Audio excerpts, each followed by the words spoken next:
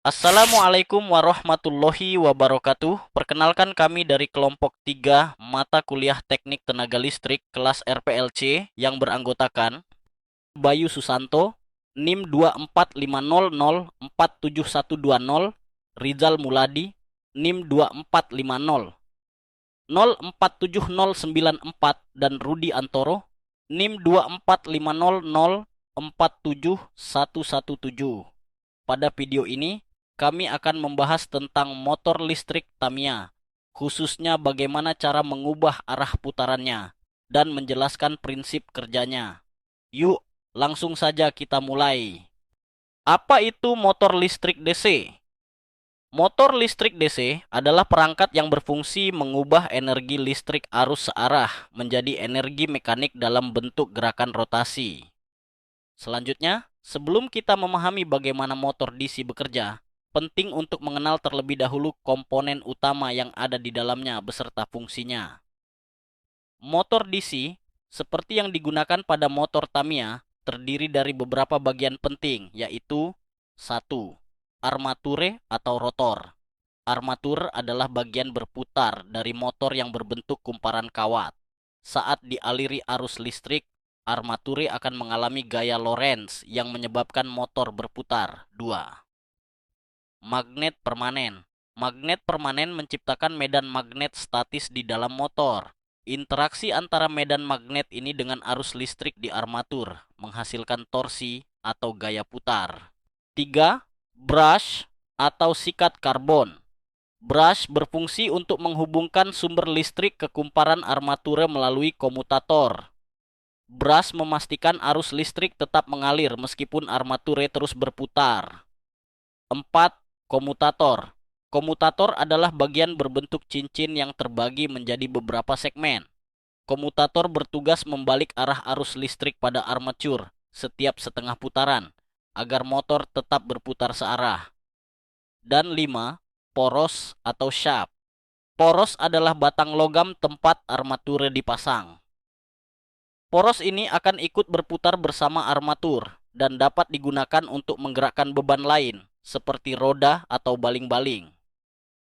Semua komponen ini bekerja sama untuk menghasilkan gerakan rotasi dari energi listrik. Dengan memahami komponen-komponen ini, kita akan lebih mudah memahami prinsip kerja motor DC. Bagaimana prinsip kerja motor DC? Motor DC bekerja berdasarkan prinsip gaya Lorentz atau efek motor. Kita akan mempelajarinya dengan contoh sederhana. Prinsip ini menyatakan bahwa ketika sebuah konduktor pembawa arus ditempatkan dalam medan magnet, ia akan mengalami gaya mekanis. Di sini kita memiliki contoh dengan magnet permanen yang menciptakan medan magnet di antara keduanya. Sekarang kita memiliki kawat tembaga terpisah yang ditempatkan dalam medan magnet ini. Jika kabel ini disambungkan ke baterai, saat arus mengalir melewatinya, ia akan menghasilkan medan magnetnya sendiri di sekeliling kabel. Medan magnet ini berinteraksi dengan medan magnet dari magnet permanen, sehingga menghasilkan gaya mekanis pada kawat. Gaya ini akan menyebabkan kawat bergerak.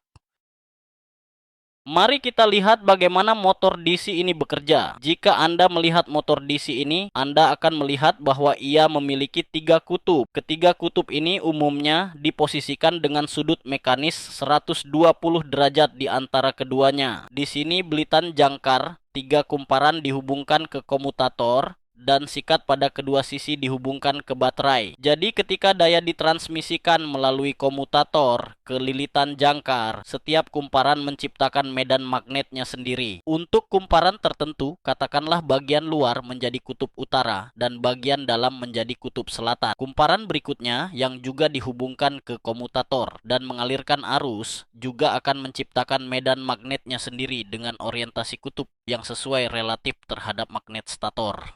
Bayangkan saja magnetnya. Kutub yang sama saling menjauh, bukan? Dan kutub-kutub yang berlawanan saling tarik-menarik. Sekarang, kutub utara magnet saling tolak-menolak. Dan kutub yang berlawanan saling tarik-menarik. Ini bagian menariknya. Saat jangkar berputar dan kutub magnet kumparan mendekat pada kesejajaran tertentu, Segmen komutator bergerak di bawah sikat. Tindakan pengalihan ini membalikkan arus dalam kumparan itu dan mengarahkan arus ke kumparan berikutnya. Kumparan baru ini kemudian menghasilkan medan magnetnya sendiri. Interaksi tolakan dan tarik antara medan magnet jangkar dan medan magnet stator menciptakan gaya putar. Sekarang kita akan bahas konsep polaritas dan arah putaran pada motor DC. Motor DC bekerja dengan mengubah energi listrik menjadi gerakan putar melalui interaksi antara arus listrik dan medan magnet. Nah, arah arus listrik ini sangat penting. Kalau kita sambungkan kabel warna merah ke positif dan kabel warna hitam ke negatif, maka motor akan berputar searah jarum jam. Tapi kalau kita balik kabelnya, motor akan berputar ke arah sebaliknya. Ini terjadi karena gaya Lorentz ikut berubah arah saat polaritas dibalik. Prinsip sederhana ini banyak digunakan misalnya pada mobil Tamiya, pintu otomatis, atau kendaraan remote control. Jadi, cukup dengan membalik polaritas, kita bisa mengontrol arah putaran motor DC dengan mudah. Gampang kan? Yuk, lanjut ke demonya. Baik, di sini saya akan menerangkan tentang kerja motor dinamo motor Tamiya. Untuk kabel merah merupakan kabel positif dan kabel putih merupakan kabel negatif. Jika kabel dan untuk baterainya arah atas merupakan kutub positif dan arah bawah merupakan kutub negatif. Jika kabel positif ditempelkan dengan kutub positif dan kabel negatif ditempelkan dengan kutub negatif, maka putaran motor akan searah dengan arah jarum jam.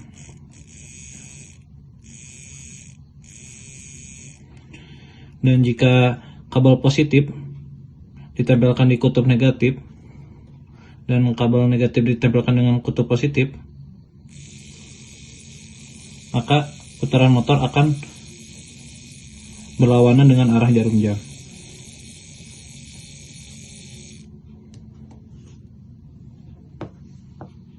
Melalui demo tadi, kita bisa lihat bahwa konsep ini sangat sederhana, tapi sangat penting dan banyak digunakan di kehidupan sehari-hari. Pada video ini, kita sudah belajar bagaimana motor DC bekerja, mengenal komponen utamanya, bagaimana prinsip kerjanya, serta memahami bagaimana membalik polaritas bisa mengubah arah putaran motor. Semoga penjelasan kami bisa membantu lebih paham tentang prinsip kerja motor listrik DC. Terima kasih sudah menonton dan mohon maaf bila ada kesalahan. Wassalamualaikum warahmatullahi wabarakatuh.